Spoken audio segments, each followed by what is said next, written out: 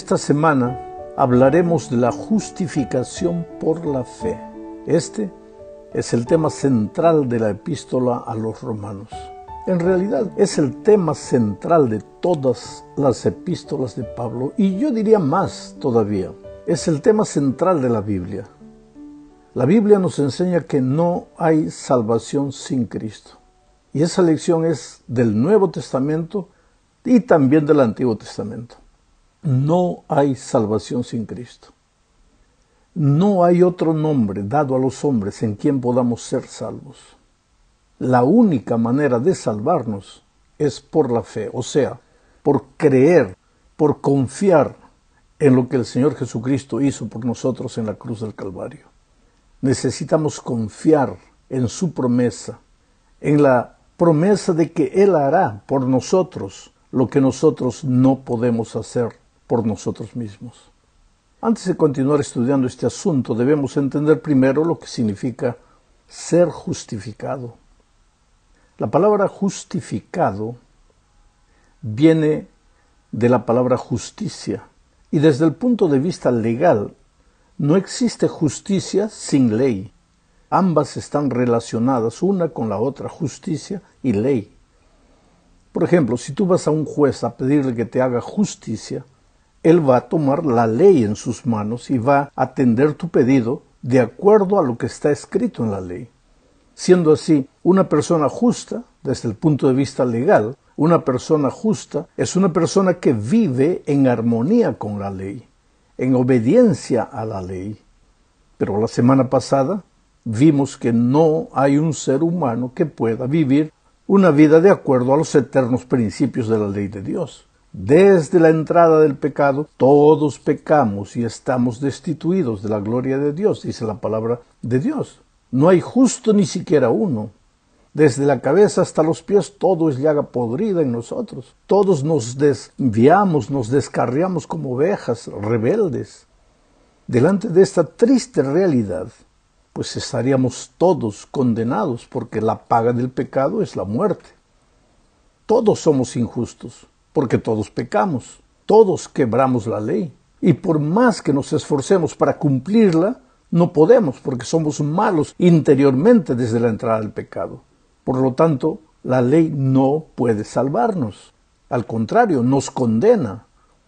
Por esta razón, la ineficacia de la ley para justificar a alguien es clara, clarísima en las enseñanzas de Pablo y de otros escritores bíblicos.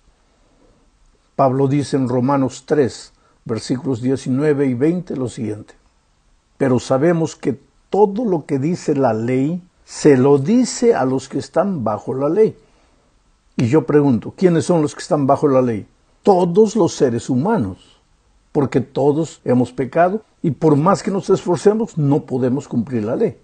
Vuelvo a leer el texto, pero sabemos que todo lo que dice la ley se lo dice a los que están bajo la ley, para que todos callen y caigan bajo el juicio de Dios, ya que nadie será justificado delante de Dios por hacer las cosas que la ley exige. ¿Y por qué nadie podrá ser justificado delante de Dios por hacer las cosas que la ley exige? Pues porque nadie puede guardar la ley por más que se esfuerce. Entonces Pablo termina el versículo diciendo, pues la ley sirve para reconocer el pecado. Pablo no dice que porque el hombre no puede salvarse guardando la ley no vale. Pablo dice, la ley sirve. ¿Sirve para qué? Para reconocer el pecado.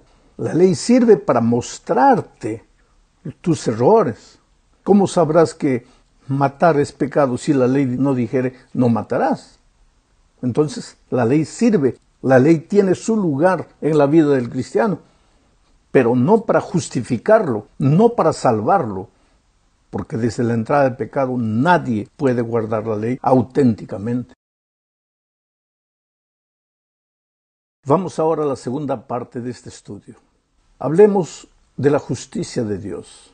Leamos el versículo 21. Estamos analizando Romanos 3, versículo 21. Pero ahora, aparte de la ley, se ha manifestado la justicia de Dios, y de ello dan testimonio la ley y los profetas. Aquí se habla de otra justicia, no es más la justicia que el hombre podría alcanzar guardando la ley, porque todos estamos contaminados por el virus del pecado.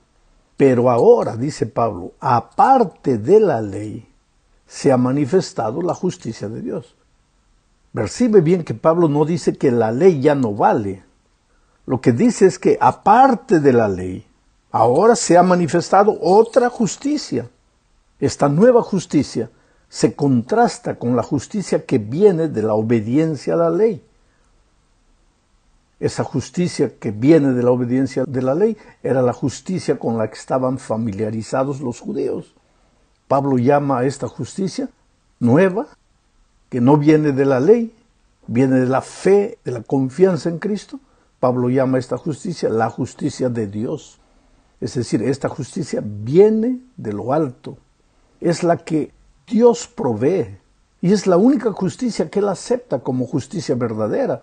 Porque la justicia que los hombres quieran fabricar guardando la ley no es verdadera porque pues no pueden hasta por fuera guardar, pero en el corazón, en la mente no pueden. Por lo tanto, esta justicia viene de Dios, es inmaculada. Es la justicia que Jesús vivió en su vida mientras estuvo en la tierra como ser humano. Y es una justicia que ofrece a los seres humanos, pero a los que la aceptan por fe. No es porque los seres humanos la merezcan, sino porque la necesitan y porque Dios les ama y le da esa justicia para poder salvarlos. De otra manera estarían perdidos. Ahora, me impresiona la manera en que la sierva de Dios explica este asunto teológico profundo. Y mira que Elena de White no era una teóloga, pero sin duda fue una sierva inspirada por Dios. Mira lo que ella dice en Mensajes Selectos, volumen número 1, página 430. Ahí dice lo siguiente. Ustedes van a ver la cita en la pantalla. La justicia es obediencia a la ley. La ley demanda justicia y ante la ley el pecador debe ser justo, pero es incapaz de serlo. La única forma en que puede obtener la justicia es mediante la fe. Por fe puede presentar a Dios los méritos de Cristo y el Señor coloca la obediencia de su Hijo en la cuenta del pecador. La justicia de Cristo es aceptada en lugar del fracaso del hombre y Dios recibe, perdona y justifica al alma creyente y arrepentida. La trata como si fuera justa y la ama como ama a su Hijo. Qué manera extraordinaria de resumir el tema de la justificación por la fe. El hombre no puede, por más que lo intente, no puede. Entonces Jesucristo viene para darle al hombre su propia justicia, su capacidad de obedecer la ley, su perfección. Le entrega al ser humano como un regalo y el ser humano tiene que creer y aceptar este don divino.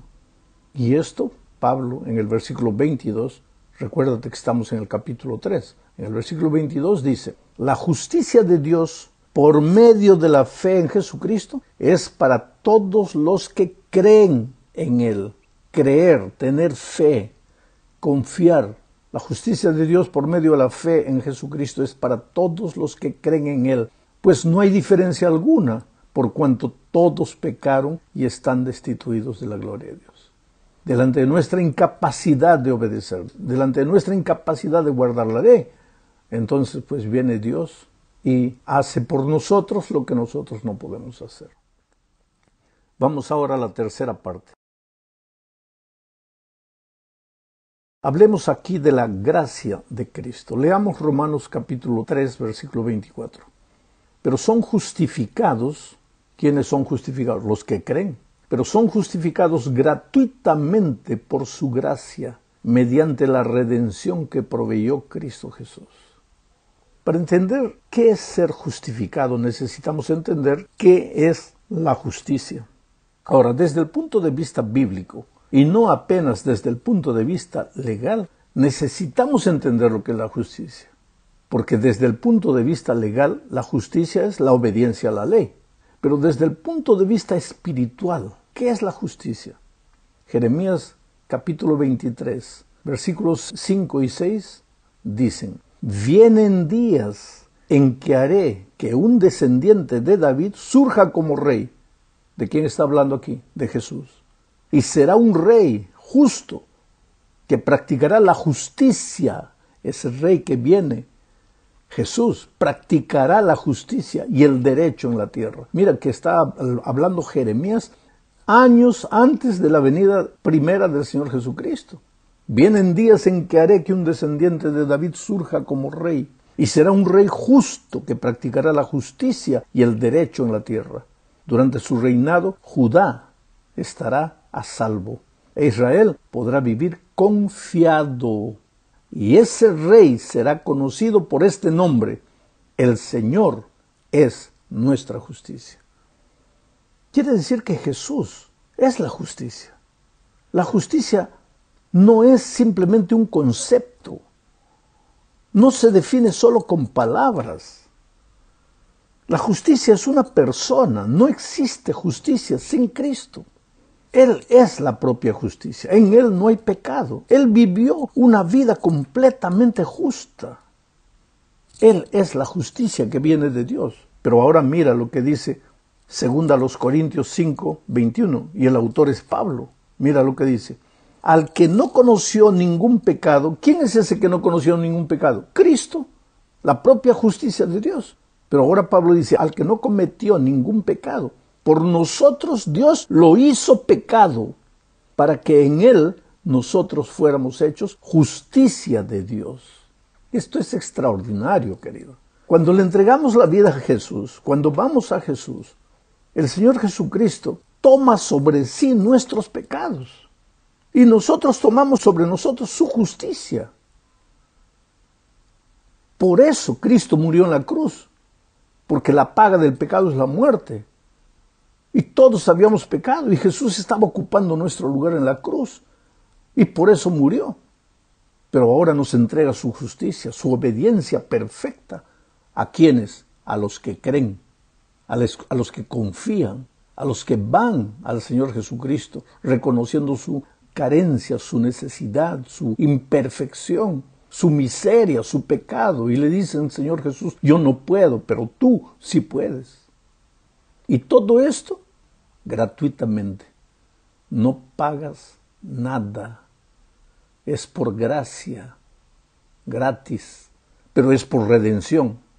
Alguien pagó el precio, alguien te redimió, alguien fue clavado en la cruz, alguien murió, y ese alguien fue Cristo.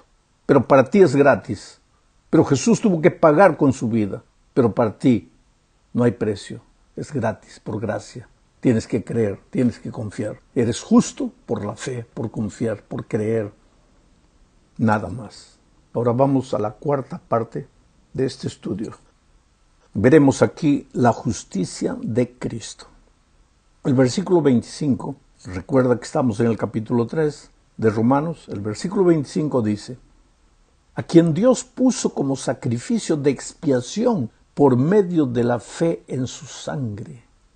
¿Qué cosa es este sacrificio de expiación? El cordero era sacrificado en el Antiguo Testamento como sacrificio de expiación. Pero ahora Cristo viene y es sacrificado como sacrificio de expiación. O sea, Él es muerto. ¿Por qué el corderito era muerto en el Antiguo Testamento? Porque el pecador, cuando iba al santuario, llevaba el corderito y antes de sacrificarlo, colocaba su mano en el corderito y confesaba todos sus pecados. Y simbólicamente pasaba sus pecados al cordero, y ahora el corderito moría por sus pecados. Cuando tú vas a Jesucristo, cuando tú crees en Jesucristo, pues tú estás remitiendo a Él tus pecados. Y Él en la cruz del Calvario pagó por esos pecados. Él fue el sacrificio de expiación. Por eso Pablo dice: a quien Dios puso, refiriéndose a Jesucristo, como sacrificio de expiación por medio de la fe en su sangre. Esto lo hizo Dios para manifestar su justicia, pues en su paciencia ha pasado por alto los pecados pasados, pero ha pasado por alto los pecados de los hombres. Pero no ha pasado por alto los pecados de los hombres en Cristo, porque Cristo sí tuvo que pagar. Pero ahora el hombre que confía Él ya no tiene que preocuparse por sus pecados porque Cristo en su misericordia ha asumido sobre él los pecados del hombre. Voy a leer el texto de nuevo. Dice, a quien Dios puso como sacrificio de expiación por medio de la fe en su sangre. Esto lo hizo Dios para manifestar su justicia, pues en su paciencia ha pasado por alto los pecados pasados, para manifestar su justicia en este tiempo, a fin de que Él sea el justo, está hablando de Cristo, y al mismo tiempo el que justifica al que tiene fe en Jesús. Entonces, ¿dónde está la jactancia? Queda excluida. ¿Por cuál ley? ¿Por la ley de las obras? No, sino por la ley de la fe. Esto es interesante, esta última pregunta. ¿Dónde queda la jactancia? ¿De qué jactancia está hablando? Claro, porque si tú pudieras guardar la ley de Dios con tus fuerzas, te jactarías, te dirías, yo puedo. Pero ahora Pablo dice, ¿dónde está la jactancia? Tú no puedes. Cristo lo hizo todo por ti, Cristo pagó por ti, Cristo sufrió por ti. Tú necesitabas morir por tus pecados, pero Cristo murió por ti. ¿Dónde está la jactancia? ¿De qué te jactas? ¿Qué es lo que mereces? No mereces nada. Entonces queda excluida. ¿Por cuál ley? La jactancia queda excluida. ¿Por cuál ley? ¿Por la ley de las obras? Quiere decir, queda excluida la jactancia. ¿Por qué? ¿Porque has guardado la ley? ¿Has hecho buenas obras? No, dice, sino porque has creído por la ley de la fe. Has confiado en el Señor Jesucristo como tu Salvador. Llegamos ahora al fin de este estudio hablando de la expresión que Pablo usa sin las obras de la ley. Leamos Romanos 3:28. Por lo tanto, llegamos a la conclusión de que el hombre es justificado por la fe sin las obras de la ley. La conclusión del apóstol es clara, clarísima. La ley tiene su lugar en la vida del cristiano, pero no sirve para hacerlo justo. La ley tiene lugar en la vida del cristiano, pero no sirve para salvarlo. ¿Por qué? Porque el hombre no puede obedecer la ley por más que se esfuerce.